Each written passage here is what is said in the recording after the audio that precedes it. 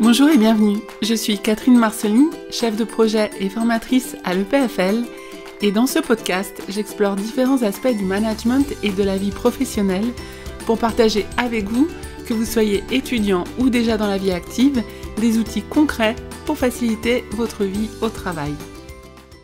Aujourd'hui, nous allons parler des mystérieuses questions de l'entretien d'embauche. Alors ça y est, vous êtes invité à un entretien d'embauche, bravo!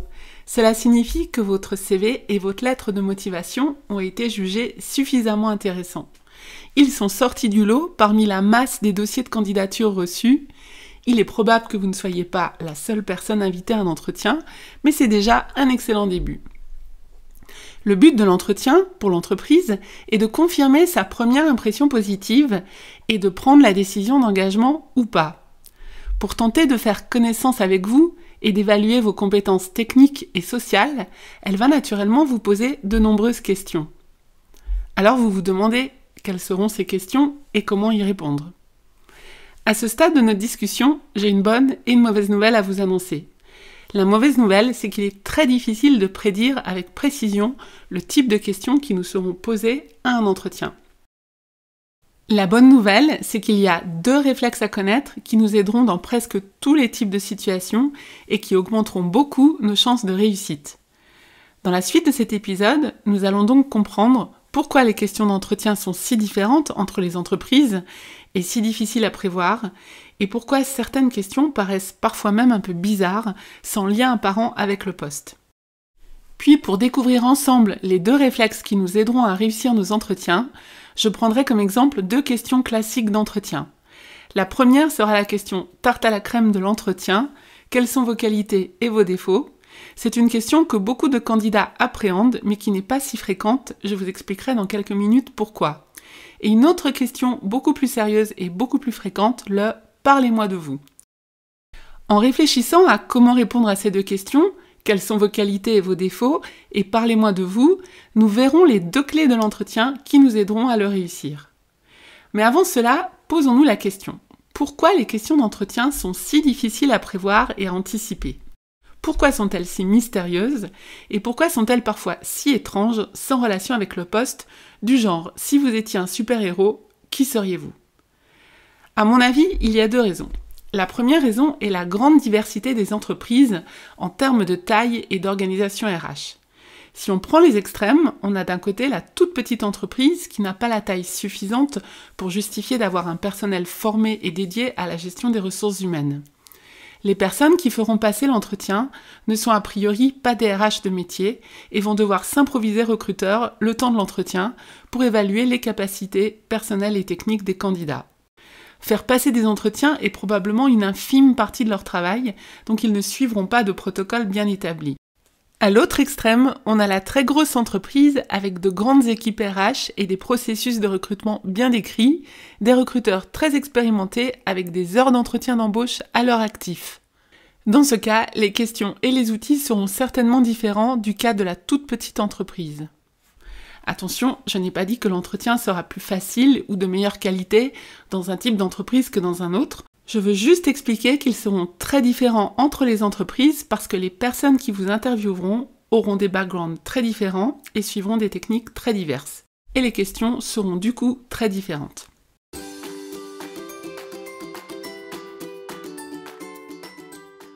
La deuxième raison qui explique la diversité des questions, et même le fait que parfois elles deviennent étranges, est le stress induit chez le recruteur par la responsabilité de choisir le bon candidat. Avez-vous réalisé que la personne qui prend le plus grand risque dans l'entretien est le recruteur et non le candidat ? En effet, se tromper en embauchant la personne qui va occuper un poste va se traduire très vite, au bout de quelques semaines ou de quelques mois, par une perte de temps, de productivité et donc d'argent sur les projets en cours. Le recruteur prend aussi un risque de crédibilité. Si des managers ou des RH font régulièrement des erreurs de casting, c'est leur crédibilité professionnelle qui sera engagée. Ils ne pourront pas mettre la faute sur les collaborateurs puisqu'ils ont pris la responsabilité de les choisir. Le recruteur est donc stressé car les enjeux de sa décision sont élevés. Et comme on l'a discuté déjà à plusieurs reprises dans ce podcast, le stress abaisse nos facultés cognitives et peut nous faire partir sur des pistes un peu loufoques comme la question du super-héros. Je ne sais pas vous, mais moi, je n'engagerai personne sur la base de sa réponse à la question du super-héros. Le risque d'interprétation erronée de la réponse est trop grand. En résumé, en raison de la diversité des profils des personnes que vous aurez en face de vous, de leur niveau d'expérience de l'entretien d'embauche et du stress inhérent chez eux dans cette étape de sélection du candidat idéal, toutes sortes de questions peuvent arriver. Alors comment faire dans cet océan de questions possibles ? On ne peut qu'essayer de se familiariser avec, Google ou des ressources portant sur ces thèmes vous donneront beaucoup d'exemples, et nous préparer à l'avance à la maison. Mais surtout, je vous conseille d'avoir 2 réflexes en tête qui seront comme 2 bouées de sauvetage à utiliser dans bien des situations.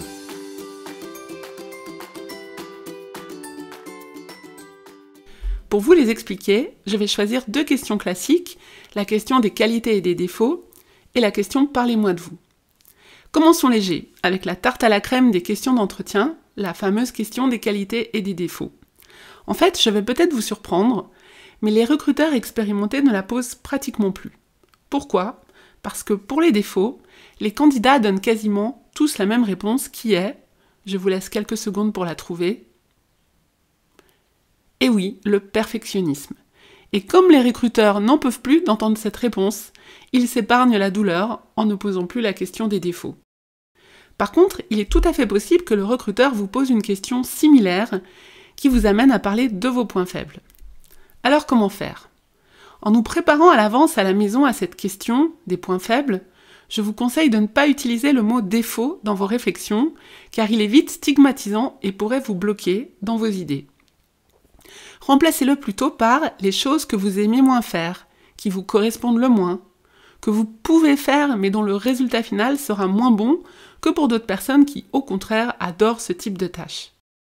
Après avoir identifié ces tâches qui ne correspondent pas à vos talents de base, pensez immédiatement aux solutions que vous mettez en place. Ces solutions doivent être concrètes et spécifiques. Prenons un exemple. Imaginons que je ne sois pas très bonne pour faire tout ce qui est graphique, les dessins ou les infographies. Je peux donc identifier cette compétence que je n'ai pas et que je ne souhaite pas vraiment acquérir car elle ne me correspond pas. Par contre, il peut arriver que dans mon métier, je sois amenée à devoir produire une infographie. Dans ce cas, quelles sont les solutions que j'ai mises en place dans le passé ? Par exemple, je connais des applications web qui facilitent la construction de dessins. J'identifie à ma place de travail un collègue qui est doué en visuel. Ou encore, je répertorie 1 ou 2 agences de design avec un bon rapport qualité-prix dans la région. Voici une réponse qui passera en entretien. J'ai identifié mon point faible et j'ai rassuré le recruteur avec des stratégies spécifiques et concrètes. Bien sûr, la stratégie ne fonctionnera que si mes points faibles, les choses pour lesquelles je n'ai pas de talent particulier, ne sont pas centrales pour le poste. Si c'était le cas, ce serait un non-sens de postuler à un poste qui fait appel à mes points faibles et non à mes points forts. Nous venons de voir le premier réflexe à avoir en entretien. Quand le recruteur vous amène en terrain glissant, sur un point faible de votre profil, sécurisez-le tout de suite, sans mentir, mais en expliquant comment vous gérez ces situations qui ne correspondent pas à vos meilleures compétences. Ce n'est pas grave de ne pas avoir toutes les compétences et de ne pas être parfait. C'est même complètement humain. Ce qui est plus embêtant, c'est de ne pas être capable d'identifier ces zones de moindre compétence et de ne pas être capable de rassurer le recruteur en expliquant de manière précise et spécifique comment on gérera les situations qui feront appel à ces compétences. Et si on reste trop flou ou trop général dans nos réponses, par exemple en disant « Ah, vous savez, j'apprends vite » ou « Je trouve toujours une solution au problème », cela ne marchera pas. Voici donc la première clé de l'entretien, rassurer le recruteur et le faire en utilisant des arguments très spécifiques et concrets.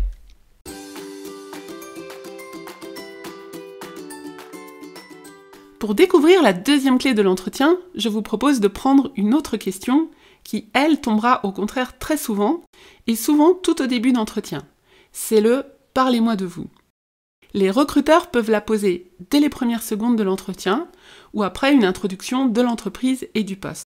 Cette question est parfois traitée de manière naïve par les candidats qui répondent de manière très littérale à la question et parlent d'eux-mêmes en racontant leur vie, où ils ont grandi, ce qu'ils ont étudié et les raisons qui les ont poussés à faire telle ou telle étude. Ils oublient une chose de taille.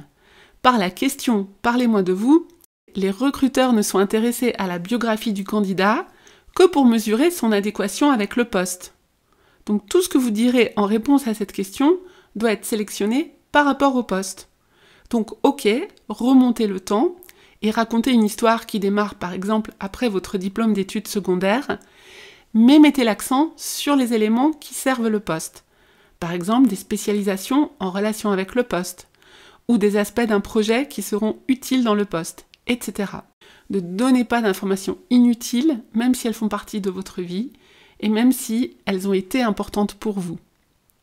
On retrouve les règles que nous avons déjà discutées lors des épisodes 2 et 3 de ce podcast sur le CV et la lettre de motivation, c'est-à-dire centrer nos propos sur le besoin du recruteur, c'est-à-dire le poste, et non sur nous-mêmes. Voici donc le deuxième réflexe à avoir en entretien, la deuxième bouée de sauvetage, c'est le poste. C'est lui qui doit être mis au centre de nos réponses. Enfin, une dernière chose avant de nous quitter. L'entretien n'est pas à concevoir comme un examen, comme à l'école, où nous devons répondre à des questions justes ou faux. Il est à concevoir comme un échange où le candidat et les personnes qui l'interviewent parlent du poste. Il faudra donc, vous aussi, poser des questions, pas seulement y répondre. Et si vous m'avez suivi, plus ces questions seront en rapport avec le poste, plus elles vous feront gagner des points. Surtout ne vous forcez pas ou ne faites pas semblant de poser des questions, faites réellement comme si vous étiez en train de travailler sur ce sujet en équipe et posez les questions qui vous viennent à l'esprit lors de la discussion. Je vous fais confiance, elles seront pertinentes si vous vous intéressez sincèrement à ce poste et si vous y avez réfléchi à la maison lors de votre préparation. Alors profitez bien de cet entretien et faites-en un vrai échange professionnel et non un passage d'examen. Je vous dis à bientôt pour de nouveaux éclairages de notre vie professionnelle et pour partager avec vous des outils qui donnent du sens à notre travail.